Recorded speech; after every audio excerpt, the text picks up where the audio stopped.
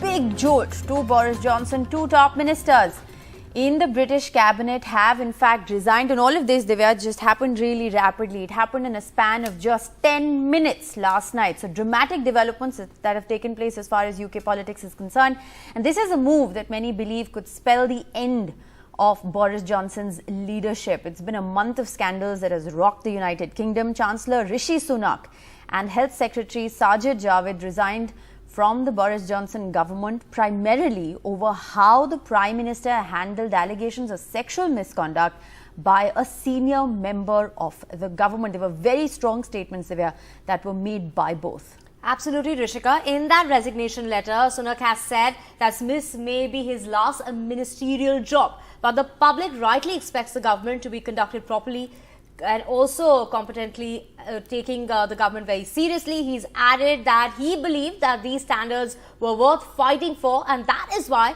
he was resigning. Javid said that he had lost confidence in Johnson's ability to govern in the national interest after a series of those scandals, Rishika, that you were talking about, saying that he could no longer continue in good conscience. Well, absolutely. It's going to be interesting to see the repercussions and how this plays out. Radhika Iyer, meanwhile, reporting from London for more. This resignation by Rishi Sunak, the one which is just after the Boris Johnson or the Prime Minister's chair in a government, Rishi Sunak, who is the son-in-law of Narayan Murthy, the chairman of Infosys, as well as Sajid Javid, the Secretary for Health, both have resigned within a span of 10 minutes. And the letters that they have sent in as resignation letters are very, very clear that they were unhappy with the decisions being made by Prime Minister Boris Johnson. Rishi Sunak actually goes out to say that in these difficult times where the economy and some difficult decisions have to be taken, it is very important for both the Prime Minister and myself to be on the same page. He has indicated that in the past, although he was publicly loyal to Boris Johnson, his leader, Rishi Sunak had internally disagreed with some of the decisions that were made by this Conservative government, especially during the pandemic between years 2020 and 2021. Just recently, about 2 days ago, Rishi Sunak had a press meet, in fact, with the Indian press meet, the Indian Journalists Association, where he was indicating that a lot of India and UK-related ties and bilateral trade is something that he is very keenly watching, as well as the foreign trade agreement or the free trade agreement that is likely to come through in October 2022.